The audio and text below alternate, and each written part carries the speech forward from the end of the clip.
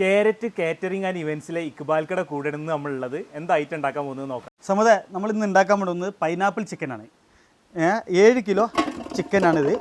കുറച്ച് മഞ്ഞപ്പൊടി, കുറച്ച് കുരുമുളക് പൊടി, ആവശ്യത്തിന് ഉപ്പ്. ഇവിടെ നമ്മൾ പൊടിപ്പ് യൂസ് ചെയ്യുന്നല്ലേ? പൊടിപ്പ്, കുറച്ച് വിനാഗിരി. ഇത് നല്ലോണം മിക്സ് ചെയ്ത് ഒരു അരമണിക്കൂർ റെസ്റ്റ് വെക്കണം.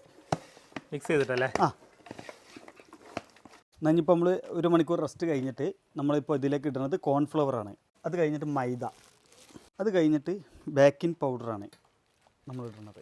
നന്നായിട്ട് മിക്സ് ചെയ്തെടുക്കുക. ഫ്രൈ ചെയ്യാനാവൂല്ലേ? ഫ്രൈ ചെയ്യാനാവും.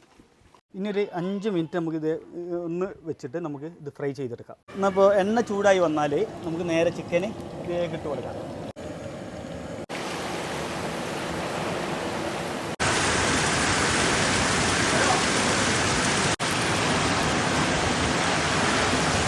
നമ്മുടെ ചിക്കന് റെഡി ആയിരിക്കുകയാണ്.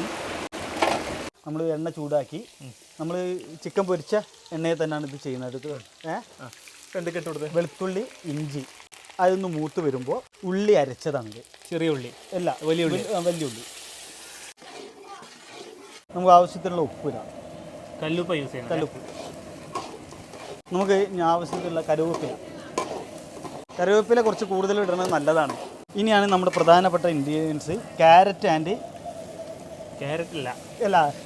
പൈനാപ്പിൾ, നമ്മുടെ ക്യാപ്സിക്കം. ഇനി നമ്മൾ ഇടുന്നത് ക്രഷ് മുളകാണ്.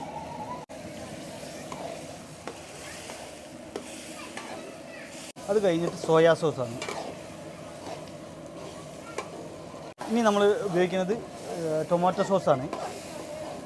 പഞ്ചസാര. ഇത് ഇനിയിപ്പോൾ ഇടുന്നത് മല്ലിയില ആൻഡ് പുതിനാണ്.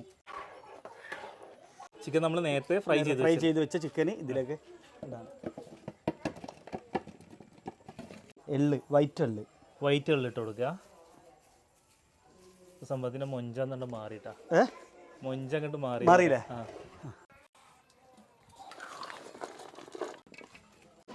ഇളക്ക് പിന്നെ പാത്രം ഒന്ന് വലുതാക്കണ. ഒന്നും വേണ്ട. മൈദപ്പൊടിയും കോൺഫ്ലവർ പൊടിയും ഇട്ട് കൊടുത്തിട്ട് ചിക്കന് ഫ്രൈ ചെയ്തെടുത്തപ്പോൾ നമ്മൾ ഫ്രൈഡ് ചിക്കൻ്റെ പോലത്തെ പുറത്തൊരു കോട്ടിംഗ് ഒക്കെ ഉള്ള പോലെ നല്ല ഫീൽ ചെയ്യുന്ന കേട്ടോ. പിന്നെ കഴിക്കാനാണെങ്കിൽ കുട്ടികൾക്കാണെങ്കിലും കഴിക്കാൻ പറ്റുന്ന രീതിയിലുള്ള ആ ഒരു എരിവുള്ളൂ. പിന്നെ കഴിക്കുമ്പോൾ പൈനാപ്പിളിൻ്റെ ആ കടിയും കൂടി കിട്ടുമ്പോൾ സംഭവം ഉഷാറായിരുന്നു.